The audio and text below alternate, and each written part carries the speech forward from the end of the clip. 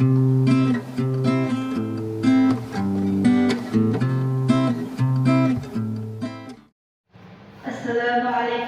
warahmatullahi wabarakatuh. Waalaikumsalam warahmatullahi wabarakatuh.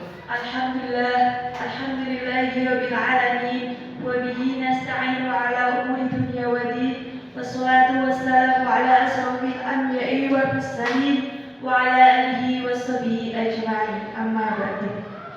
Kepada Ibu Kepala Sekolah SD Negeri 2 Laksana yang kami hormati, kepada Bapak Ibu Guru yang kami hormati pula. Terlebih dahulu marilah kita memanjatkan puji syukur kehadirat Allah Subhanahu wa taala yang telah melimpahkan rahmat, taufik dan hidayahnya kepada kita sehingga kita dapat berkumpul di ruangan ini dalam keadaan sehat walafiat. Salawat beserta salam kita haturkan kepada panutan kita Nabi Agung Muhammad Sallallahu Alaihi Wasallam. Bapak Ibu yang kami hormati, kami di sini akan menyampaikan susunan acara desiminasi calon guru penggerak Bapak Wahyono SPDI dengan susunan acara sebagai berikut. Yang pertama, pembukaan. Yang kedua, sambutan kepada Kepala Sekolah SD Negeri 2 Laksana. Yang ketiga, desiminasi penyebaran pemahaman dan penerapan pengalaman budaya positif. Yang keempat, penutup. Demikian susunan acara pada acara desiminasi guru penggerak. Mengingat waktu sudah siang, mari bersama-sama kita buka pembacaan basmalah bersama-sama. Bismillahirrahmanirrahim. Selanjutnya acara yang kedua yaitu sambutan oleh Kepala Sekolah SD Negeri 2 Laksana kepada Ibu Dwi Sulistiawati SPD. Waktu dan tempat kami persilakan.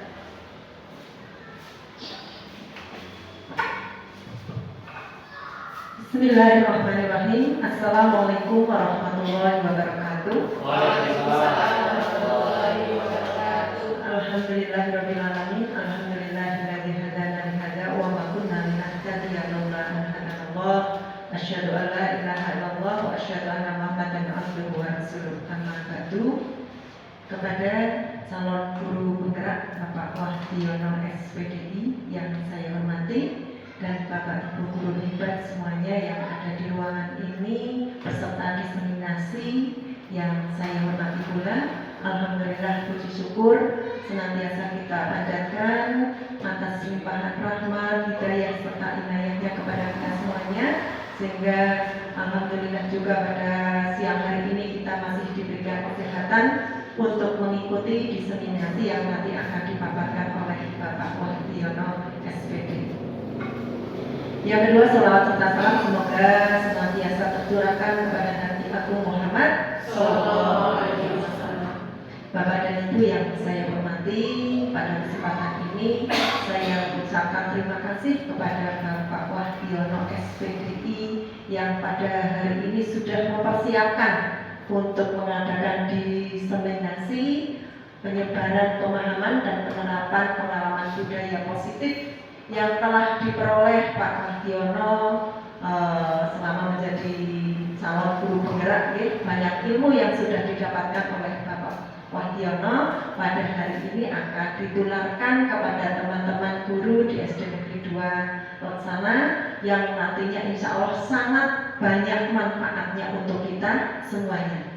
Dan harapan saya juga nanti apa yang sudah disampaikan oleh Bapak Wahyono nantinya akan dilaksanakan ya, untuk mengembangkan, untuk meningkatkan kegiatan pembelajaran dan untuk meningkatkan budaya positif yang kita laksanakan di SD Negeri 2 Laksana.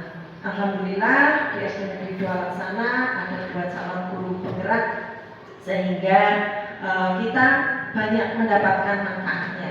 Dan kepada yang belum menjadi guru penggerak, ya nantinya harapan saya juga ikut untuk menjadi guru penggerak. Oke, semangat semuanya ya, karena di SD Negeri 2 sana ada Putri Aprenti SPD yang juga sudah memberikan penyebaran pemahaman tentang dan penerapan pengalaman budaya positif di SD Negeri 2 sana. Ilmu-ilmu yang Putri Aprenti dan Pak Wahdiono yang disampaikan dalam diseminasi ini nantinya akan kita terapkan bersama-sama untuk kita tingkatkan yang sudah ada untuk ditingkatkan kembali dan yang belum ada untuk bisa dilaksanakan bersama-sama.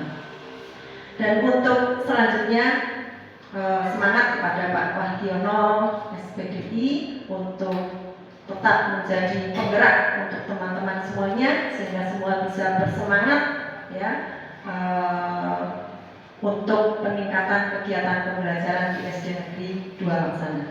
Dan kemudian berikutnya selamat dan sukses selalu ya mengikuti kegiatan calon guru penggerak. Dari semua rangkaian kegiatan semoga nantinya akan sukses lulus berhasil dan nantinya akan benar-benar menjadi guru penggerak yang bisa menerapkan ilmunya, bisa menggerakkan teman-teman yang ada di lingkungan kita di SD Negeri 2 Laksana, di sekolah lain dan manfaatnya untuk seluruh bangsa di negara Indonesia tercinta. Barangkali hanya itu yang bisa saya sampaikan dalam sambutan ini dan kepada semuanya saja peserta diseminasi. Selamat mengikuti diseminasi dan ambil manfaat serta laksanakan apa yang nanti akan disampaikan karena dalam hal ini kita sebagai pendidik sangat memerlukan pemahaman dan nantinya akan menerapkan apa yang nanti akan disampaikan oleh Pak Wahdiono SPD. Terima kasih. Dari saya kurang lebihnya saya mohon maaf. Saya akhiri billahi taufiq wal hidayah. Wassalamualaikum warahmatullahi wabarakatuh.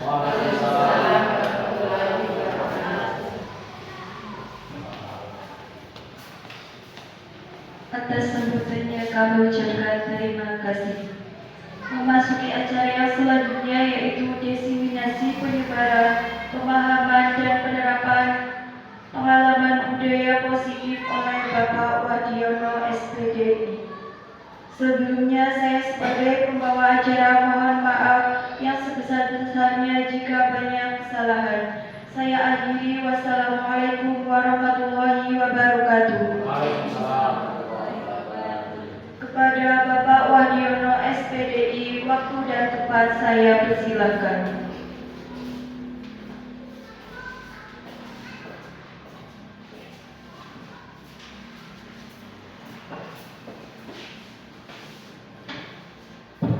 Terima kasih. Assalamualaikum warahmatullahi wabarakatuh. Asyhadu an la ilaha illallah wahdahu la syarika lah wa asyhadu anna Muhammadan abduhu wa rasuluhu amma ba'du. Kepada Ibu Sulis selaku Kepala SDN 2 Laksana yang kami hormati, pada Bapak Ibu guru yang hebat yang kami hormati, terlebih dulu mari kita mengucapkan puji syukur kepada Allah Subhanahu wa taala yang telah melimpahkan rahmat, hidayah serta inayahnya kepada kita semua. Alhamdulillah kita bisa berkumpul di ruangan ini dalam keadaan sehat walafiat. Tak lupa selawat dan salam kita haturkan kepada panutan kita, junjungan kita Nabi Muhammad sallallahu alaihi wasallam. Mudah-mudahan kita semua tergolong umat Rasulullah yang besok pada yaumul qiyamah mendapat syafaat Allahumma amin. Bapak Ibu yang kami hormati, sebelumnya kami haturkan banyak terima kasih atas berkenannya Bapak Ibu semua hadir di acara diseminasi untuk memenuhi tugas saya sebagai calon guru penggerak, yang mana Bapak Ibu semua tadi telah minggu-minggu ini telah melaksanakan asas banyak kesibukan mengoreksi, mengolah nilai, sehingga banyak kesibukan yang Bapak Ibu bisa sempatkan untuk hadir di acara ini. Mudah-mudahan apa yang kita belajar bersama nanti bisa bermanfaat bagi saya, bermanfaat bagi Bapak Ibu semua, dan dapat memajukan pendidikan kita, khususnya memajukan pendidikan di SDN 2 Laksana. Amin ya rabbal alamin. Baiklah Bapak Ibu yang saya hormati, kami di sini akan mempresentasikan diseminasi menyebarkan pemahaman dan penerapan pengalaman budaya positif. Budaya positif. Mungkin Bapak Ibu sering mendengar budaya positif. Positif itu apa? Baiklah, budaya positif merupakan perwujudan dari nilai atau keyakinan universal yang diterapkan di sekolah.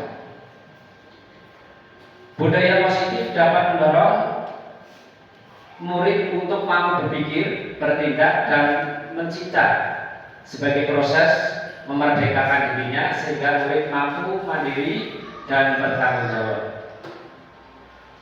Konsep ini budaya positif terdiri dari beberapa bagian. Yang pertama, perubahan paradigma belajar, disiplin positif, kebutuhan dasar manusia. Yang keempat, motivasi perilaku manusia, positif kontrol guru, keyakinan kelas, dan segitiga restitusi. Sedikit, budaya positif merupakan perwujudan nilai atau keyakinan universal. Keyakinan universal atau kebutuhan universal itu universal adalah mencakup keseluruhan. Baiklah, Bapak Ibu. Sekarang pembelajaran dengan paradigma baru. Pembelajaran dengan paradigma baru merupakan pembelajaran yang dirancang berdasarkan prinsip pembelajaran terdiferensiasi, sehingga para peserta didik belajar sesuai dengan kebutuhannya. Berarti peserta didik itu sesuai dengan kebutuhannya untuk dirancang berdasarkan tahap perkembangan sesuai dengan teori psikologi modern untuk mewujudkan profil pelajar Pancasila. Profil pelajar Pancasila mencakup apa saja Bapak Ibu? Yang pertama adalah beriman dan bertakwa kepada Tuhan Yang Maha Esa dan berakhlak mulia. Itu. Kita sebagai orang Indonesia adalah negara Pancasila.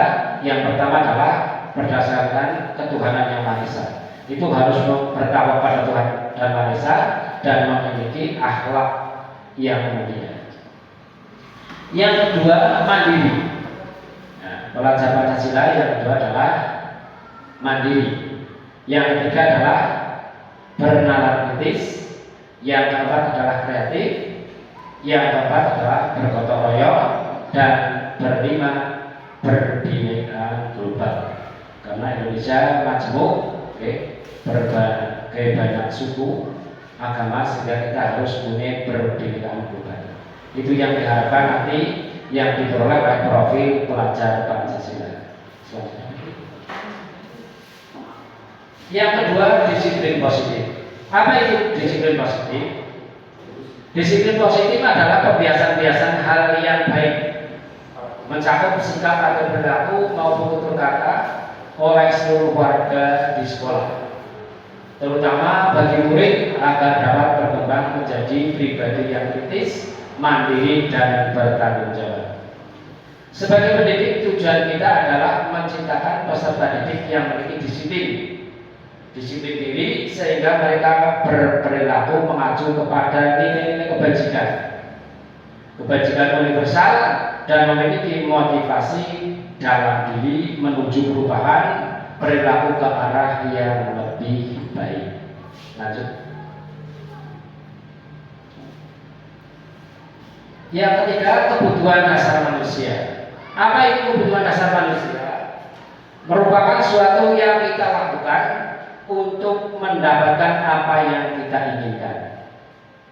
Seluruh tindakan yang kita lakukan memiliki tujuan semua usaha terbaik yang kita lakukan agar kebutuhan dasar kita terpenuhi dengan baik. Tuh, lanjut.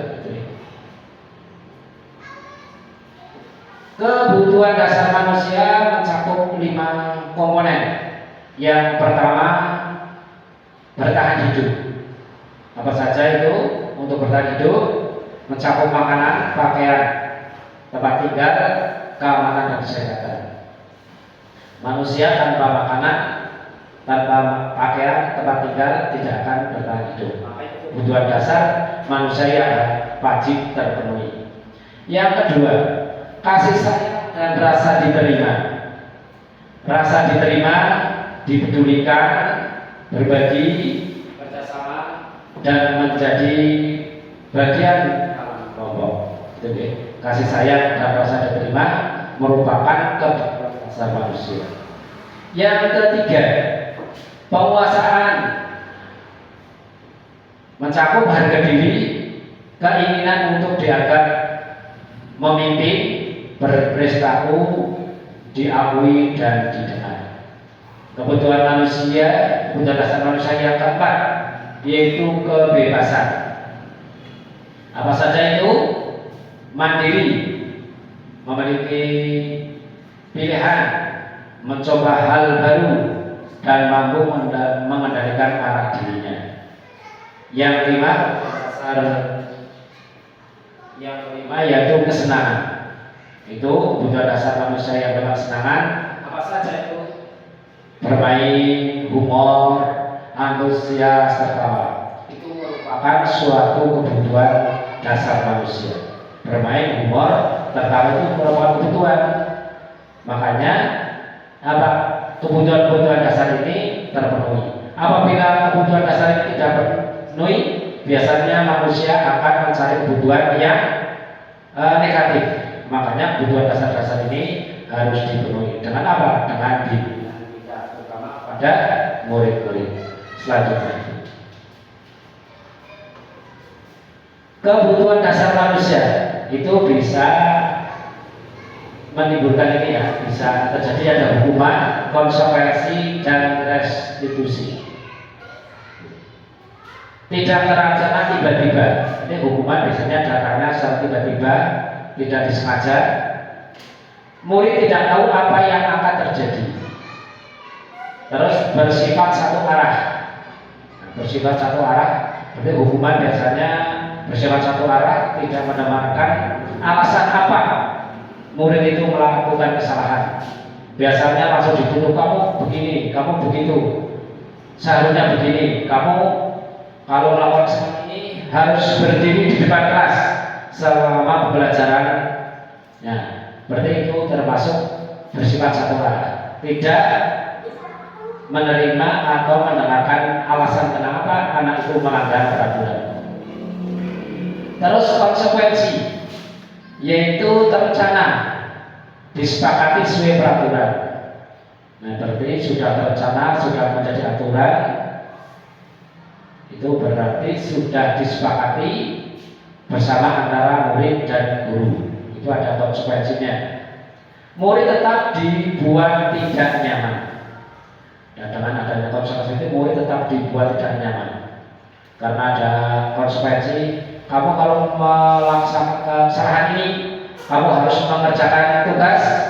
Nanti Pak Guru ditunggu di kantor, harus selesai hari ini. Berarti murid itu tidak nyaman. Karena apa?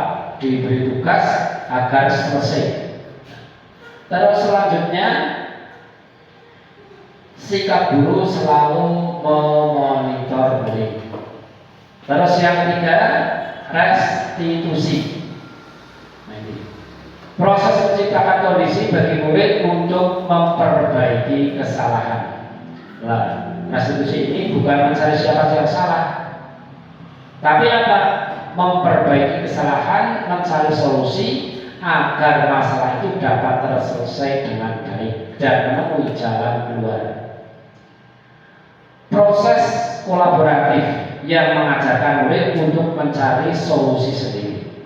Berarti yang kemarin sudah saya praktekkan, yaitu ada anak yang berbuat salah, contohnya membuang sampah sembarangan, itu solusinya bagaimana? Keyakinan kelasnya bagaimana? Kamu mau buang sampah itu bagaimana? Ya, apakah buang sampah itu perbuatan yang baik? Ya, tidak baik. Nah, bagaimana solusinya? Yaitu murid diberi pemahaman agar membuang sampah pada tempatnya. Nah, ini posisi kontrol dulu. 5 posisi kontrol dulu.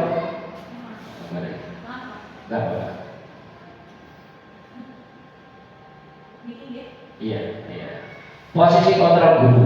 1, penghukum. 2, membuat merasa bersalah. 3, teman. 4, pemantau. 5, manajer. Ini posisi kita. Posisi kita nanti di mana? Atau 5 yang pernah kita lakukan, nanti posisi yang terbaik mana? Kita belajar bersama. Oke? 5 posisi kontrol guru, yaitu penghukum, pembuat merasa bersalah, teman, pemantau, dan yang terakhir manajer. Lanjut dulu. Ini ada kasus, ya. Ada kasus. Nanti Bapak Ibu termasuk tadi yang pernah tadi disampaikan, yaitu 5 posisi kontrol guru. Adik yang terlambat hadir di sekolah. Kalau kita mengambilnya kontrol menghukum, itu nada suara tinggi. Kamu terlambat lagi, kamu tidak mengerjakan PR, bagaimana? Nah ini ya, kamu tidak memakai seragam. Nah itu biasanya nadanya tinggi. Itu kalau menghukum. Mata melotot dan jari menunjuk-nunjuk atau menghadiri. Kalau kita menunjuk-nunjuk anak dengan nada yang keras, berarti kita apa? Menggunakan posisi kontrol penghukum.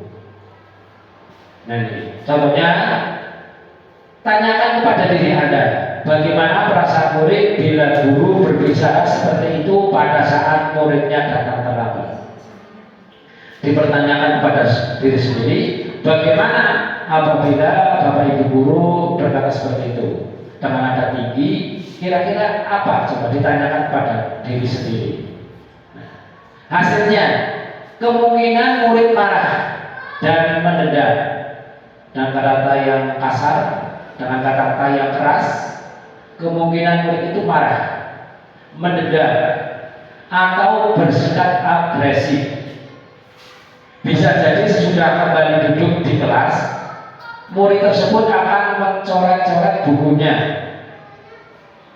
Lebih buruk lagi, sepulang sekolah murid melihat motor atau mobil Bapak Ibu guru akan menggores kendaraan dengan batu. Itu biasanya kalau penghukum itu memunculkan rasa dendam pada siswa. Kalau dulu kita belum belajar budaya positif, tidak tahu. Seringnya kita menerapkan penghukum, ya dengan suara yang keras, menunjuk-nunjuk. Padahal ini apa? Menghukum itu alternatif terakhir. Syukur-syukur menghukum itu tidak dilakukan, tidak dilakukan oleh kita. Ya, insya Allah kalau mencari solusi yang lain, karena apa? Ini dampaknya kepada murid akan memunculkan rasa dendam. Bahkan teringat sampai kita sudah dewasa, sudah tua. Oh, bu guru itu dulu mengalir saya, itu berarti hukum. Nah, gitu. Posisi kontrol membuat merasa bersalah. Nah, merasa bersalah. Nadanya suara memelas. Ini nadanya memelas, halus, bersedih, nada sedih, bahasa tubuh merapat pada anak. Kata-katanya bagaimana? Adik, kamu ini bagaimana ya? Kamu sudah berjanji dengan Bapak tidak akan terlambat lagi. Kenapa kamu senang sekali mengerjakan ibu? Nah, ibu benar-benar kecewa sekali. Nah ini kata-katanya memelas, kata-katanya memelas halus. Ini membuat merasa bersalah. Bagaimana perasaan murid bila ditegur seperti ini? Kita kembalikan kepada diri kita sendiri. Bagaimana perasaan murid bila ditegur seperti ini? Hasilnya bagaimana? Murid akan merasa bersalah. Bersalah telah mengecewakan ibu dan bapak gurunya. Murid akan merasa menjadi orang yang gagal dan tidak sanggup membahagiakan orang lain. Kadang-kadang sikap seperti ini lebih berbahaya dari sikap menghukum. Berarti membuat merasa salah itu lebih berbahaya dibanding dengan sikap menghukum. Karena emosi akan tertanam merapat di dalam murid, karena emosi itu akan tertanam, tidak diutarakan. Murid menahan perasaan, tidak seperti murid dengan guru penghukum, di mana murid bisa menumpahkan amarahnya walaupun dengan cara negatif. Murid tertekan. Inilah yang tiba-tiba bisa memutus amarahnya dan bisa menyakiti diri sendiri atau orang lain. Nah, ini posisi kotor membuat merasa bersalah. Justru seperti apa ya? Dendamnya itu tidak muncul atau tertanam, sehingga sekali-kali muncul dapat membahayakan diri sendiri atau orang lain. Terus posisi kontrol sebagai teman. Nadanya bagaimana? Nadanya ramah, akrab, bercanda, bahasa tubuh kerabat pada murid, mata dan senyuman semangat. Ini guru mengambil posisi kontrol sebagai teman. Adik, ayolah, bagaimana sih kamu? Kemarin kamu sudah janji kepada bapak, kenapa terlambat lagi? Sambil tertawa. Ini nadanya nada lembut. Ya sudah, tidak apa-apa. Duduk sana. Nanti Pak Guru bantu. Nah, sambil senyum. Ini posisi kontrol sebagai teman. Hasilnya bagaimana Bapak Ibu? Kalau mengambil posisi kontrol sebagai teman, kita seolah teman dengan murid. Murid akan merasa senang dan akrab dengan gurunya. Dengan posisi teman ini, murid akan akrab dengan gurunya. Ini termasuk dampak yang positif. Dampak positif mengambil murid sebagai teman adalah murid itu akrab dengan gurunya. Hanya saja di sisi negatif, murid menjadi tergantung pada guru tersebut. Murid tergantung pada guru tersebut. Bila ada masalah, dia merasa bisa mengandalkan guru tersebut untuk membantunya. Akibatnya apa Bapak Ibu? Akibat lain dari posisi teman, adik hanya akan berbuat sesuai bila yang menyuruh guru tersebut. Bila guru tersebut tidak menyuruh, adik tidak menurut. Itu kelemahan atau hal negatif mengambil posisi kontrol sebagai teman.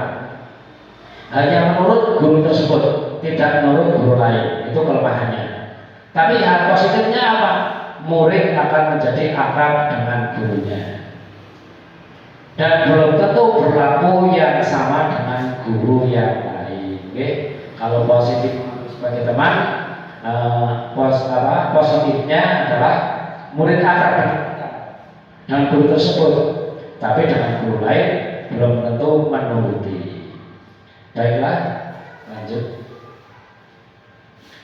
Terus posisi kontrol pemantau.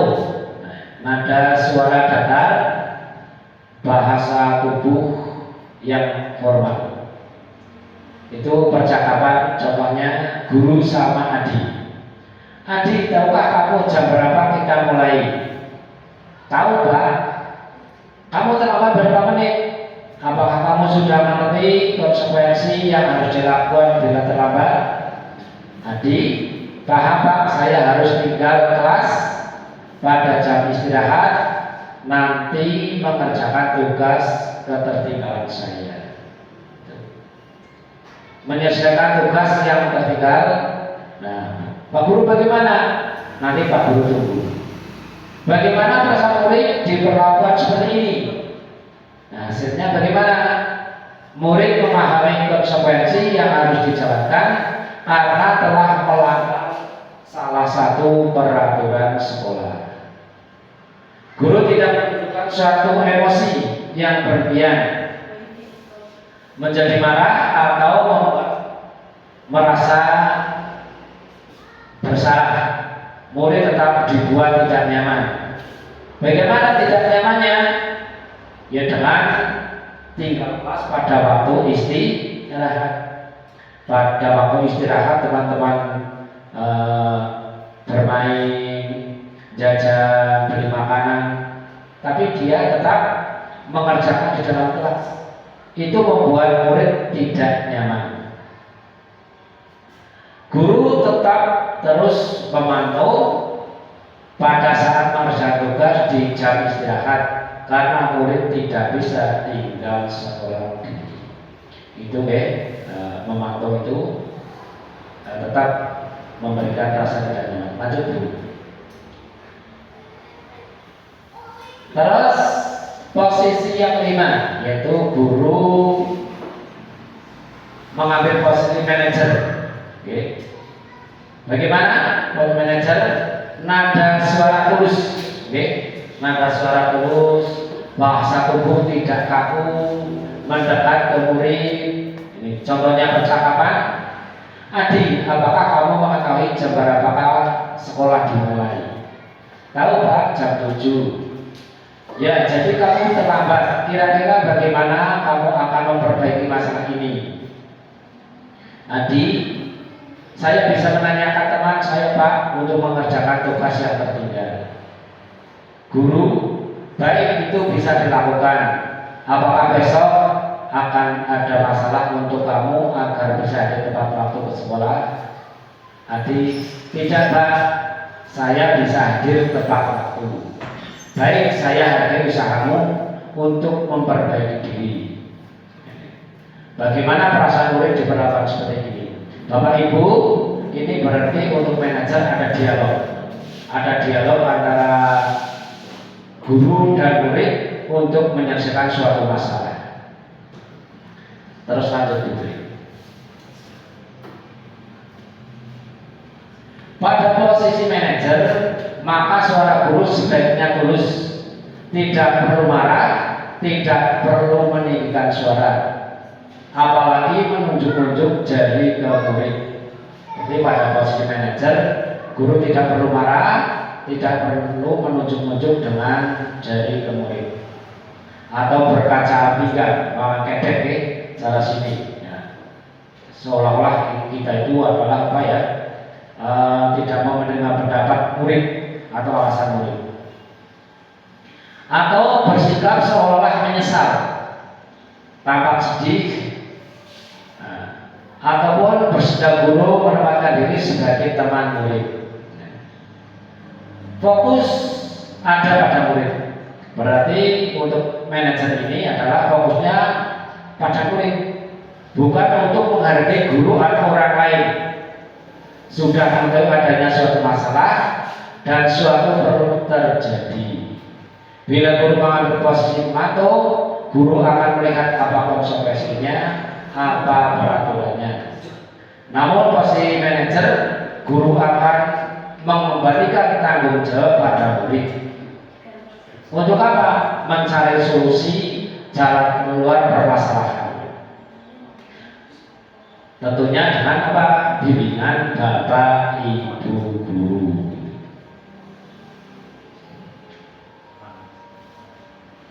Contoh lain penerapan 5 posisi kontrol guru. Kasus kasus murid tidak mengerjakan tugas yang diberikan guru. Ini satu kasus tapi penanganannya berbeda, nanti hasilnya juga berbeda. Ini contoh baik penerapan 5 posisi kontrol guru. Kasusnya apa? Murid tidak mengerjakan tugas yang diberikan guru. Kalau kita mengambil posisi kontrol penghukum, ini contohnya berdiri dengan sebelah kaki di depan kelas. Yuk, siapa yang tidak mengerjakan tugas tadi malam atau tidak mengerjakan tadi malam?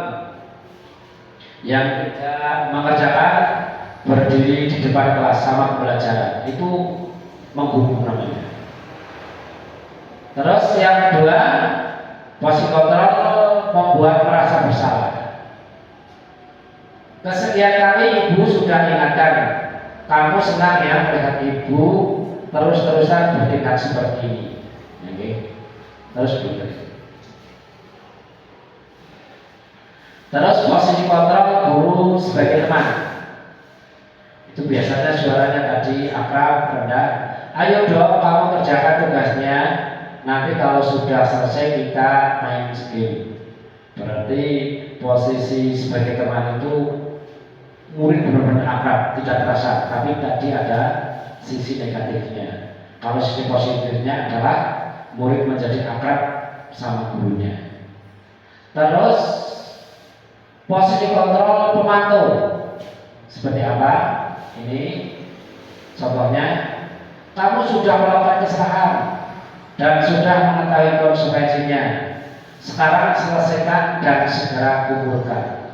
Berarti kalau pemantau ini siswa atau murid itu di apa ya? Rasa tidak nyaman selalu ada. Rasa tidak nyaman karena apa? Sudah terlambat, sudah mengerjakan tugas, harus segera diselesaikan. Berarti kenyamanannya tidak ada bagi murid. Terus seperti ini karena waktunya sudah siang, akan saya percepat. Terus penerapan posisi kontrol guru manajer. Apakah kamu tahu kesalahanmu? Keyakinan sekolah apa yang kamu langgar dan apa yang akan kamu lakukan untuk menyelesaikan masalah? Nah, dari 5 posisi ini Bapak Ibu, posisi yang paling baik adalah sebagai manajer, karena kita berkolaborasi dengan siswa. Oke? Ditanyakan permasalahannya apa, kenapa kamu tidak mengerjakan, kenapa kamu terlambat, apa yang harus kamu lakukan. Itu oke? Itu berarti ada dialog atau diskusi untuk mencari masalah solusi jalan keluarnya. Terus berarti ini ada contoh. Saya kecewa sekali dengan kamu. Coba tebak Bapak Ibu, posisi kontrol apakah aku? Kira-kira apa? Ayo, kira-kira apa? Ayo Bapak Ibu. Posisi kontrol ada berapa tadi? 5. Menghukum, membuat merasa bersalah, sebagai pemantau manajer. Saya kecewa sekali dengan kamu. Tadi apa? Jawabannya Bu? Iya. Coba jawabannya apa? Nah, 100 tangan untuk Putri. Ayo selanjutnya Bu. Itu jawabannya jangan dulu dilihatkan dulu bawahnya.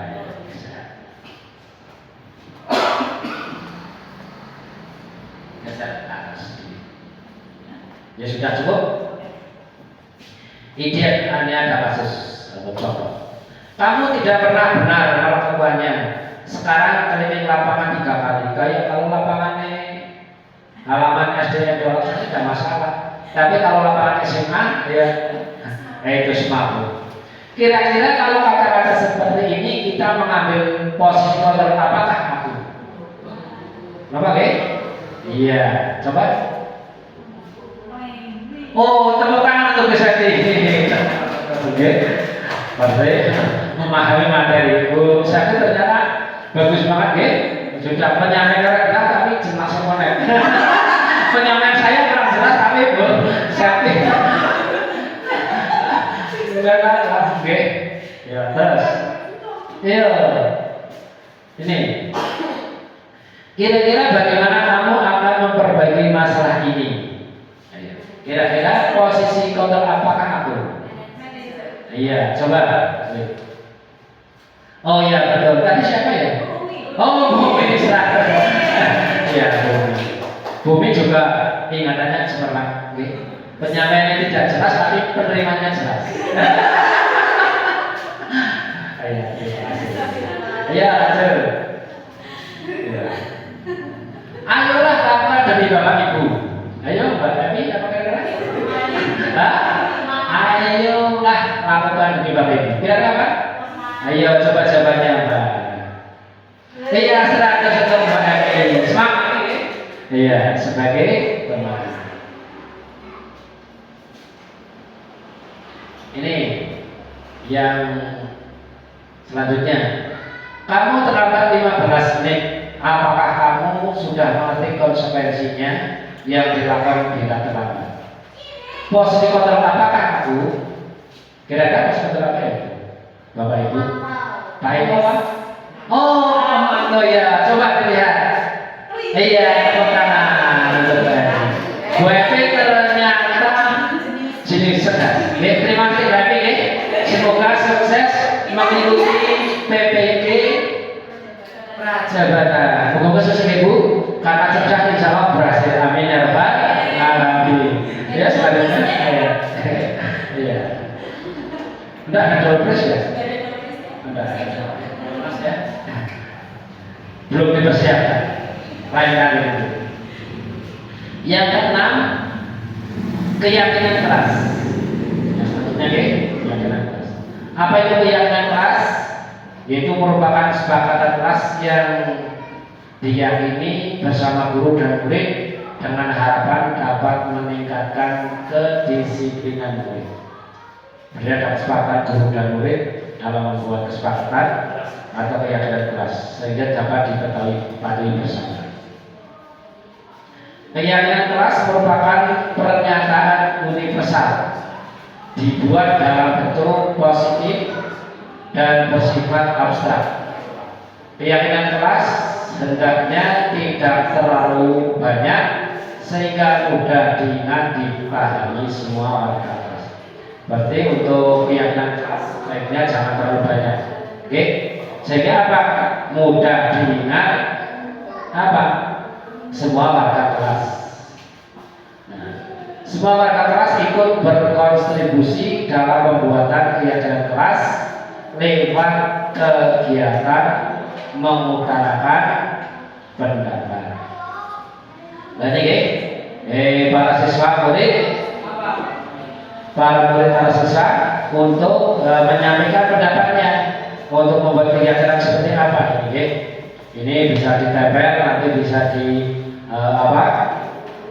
dijadikan untuk dijadikan kelas tersebut. Ayo anak Bu.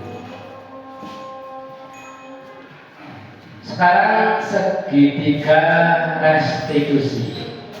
Segitiga restitusi ada 3 komponen. Yang pertama menstabilkan identitas. Yang kedua validasi tindakan yang salah. Yang ketiga menanyakan keyakinan. Segitiga restitusi adalah suatu proses dialog yang dijalankan guru atau orang tua agar dapat menghasilkan murid yang mandiri dan bertanggung jawab. Berarti segitiga adalah suatu dialog atau diskusi antara murid dengan guru atau murid dengan orang tua agar apa? Agar menghasilkan murid yang bertanggung jawab dan mandiri. Segitiga restitusi membantu murid memiliki tujuan, disiplin positif, dan memperbaiki dirinya setelah berbuat salah. Berarti segitiga restitusi membantu murid memiliki tujuan, disiplin positif, memperbaiki dirinya setelah berbuat salah. Setelah berbuat salah bukan mencari siapa yang salah, tapi bagaimana untuk memperbaiki kesalahan tersebut. Kalau segitiga restitusi itu luar biasa menurut saya, karena bukan mencari siapa yang salah, tapi bagaimana mencari solusinya agar bisa mencari solusi dari masalah tersebut. Restitusi bukan untuk menebus kesalahan, namun untuk belajar dari kesalahan. Restitusi bukan untuk menebus kesalahan, namun untuk belajar dari kesalahan. Belajar dari kesalahan untuk memperbaiki. Kamu berbuat begini salah, bagaimana cara memperbaiki kesalahan itu? Berarti apa? Membentuk murid yang mandiri dan bertanggung tanggung jawab. Kalau saya belum tahu setelah kita belajar restitusi ternyata restitusi bisa diterapkan di semua, baik di masalah di rumah, ada dialog, antara orang tua dan anak mungkin di rumah, oke? Sehingga restitusi bukan hanya di sekolah saja, tapi bisa diterapkan di masyarakat, diterapkan di rumah, diterapkan di sekolah. Karena apa? Di sini ada dialog atau diskusi untuk menyelesaikan masalah. Bukan mencari siapa yang salah, tapi bagaimana mencari solusi agar masalah itu dapat terurai atau dapat menemukan jalan keluarnya. Baik, betul. Lanjut. Menstabilkan identitas. Nah, berbuat salah itu manusiawi. Tidak ada manusia yang sempurna. Setiap manusia pernah berbuat kesalahan. Berbuat salah itu manusiawi. Tidak ada manusia yang sempurna. Oke? Tidak ada manusia yang sempurna kan? Yang sempurna siapa? Yang sempurna adalah Allah Subhanahu wa Ta'ala. Kalau kita menyadari itu, kita akhirnya memahami bahwa tidak ada manusia yang tidak pernah berbuat salah. Bapak Ibu juga pernah melakukan kesalahan seperti itu. Nah, kita menstabilkan identitas. Oh, Pak Guru juga pernah berbuat salah. Oke, itu manusia tidak apa-apa. Tapi kamu berbuat salah harus bagaimana bisa memperbaiki kesalahan tersebut. Terus mencari solusi, mencari jalan keluar. Bukan mencari siapa yang salah atau siapa yang benar, tapi kita mencari solusi dari permasalahan tersebut. Kita mencari jalan keluar tersebut, tidak menyalahkan orang lain atau siapa yang benar, siapa yang salah, tidak. Tapi mencari solusi dari permasalahan tersebut agar bisa selesai. Selanjutnya begitu. Validasi tindakan yang salah. Okay. Kamu pasti punya alasan mengapa kamu melakukan itu. Ya, setiap kesalahan pasti punya alasan kenapa melakukan seperti itu. Contohnya anak buang sampah sembarangan, membuang. Bagaimana kamu buang sampah? Pak Guru, mau tempat sampahnya jauh, capek, malas, itu kan ada alasannya. Nah, tapi ditanyakan apakah itu benar buang sampah seperti itu? Nah, ternyata tidak benar. Bagaimana solusinya? Siapa Guru? Saya akan membuang sampah pada tempatnya. Saya akan menyapu sampah yang tadi saya buang. Nah, itu solusinya. Anak diberi kesempatan untuk apa? Menemukan jawabannya sendiri atau solusinya sendiri. Terus Bu, lanjut saja. Menanyakan keyakinan.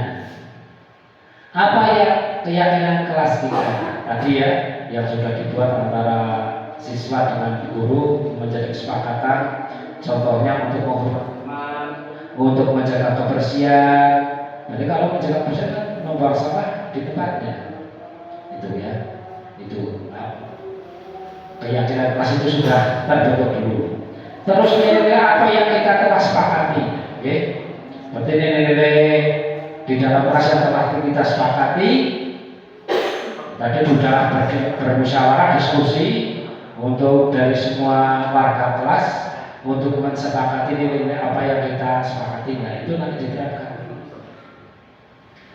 Terus seperti apa gambar kelas yang ideal menurut kamu? Berarti murid itu diberi kesempatan untuk berpikir. Oh, bagaimana ya kelas yang baik buat kamu? Oh, bersih Pak Guru, Ibu Guru, sekolahnya harus bersih. Sekolahnya harus dikasih apa? Contohnya lampu. Nah, itu kan berarti sudah apa? Ada masukan dari siswa. Kamu mau jadi orang seperti apa? Itu berarti ada dialog atau pertanyaan untuk menemukan solusi atau jalan keluar. Langsung gitu. Nah, cukup sekian, terima kasih. Demikian Bapak Ibu yang dapat saya sampaikan. Kurang lebihnya mohon maaf yang sebesar-besarnya apabila yang saya sampaikan kurang jelas, karena cepat-cepat. Nah, Terus lo yuk hati-hatinya ya. Iya. Oke. Kurang jelas mohon maaf. Tapi walaupun saya menyampaikan kurang jelas, tapi Bapak Ibu cerdas-cerdas sehingga pertanyaannya jawab dengan gembira. Terima kasih. Kami akhiri. Wassalamualaikum warahmatullahi wabarakatuh.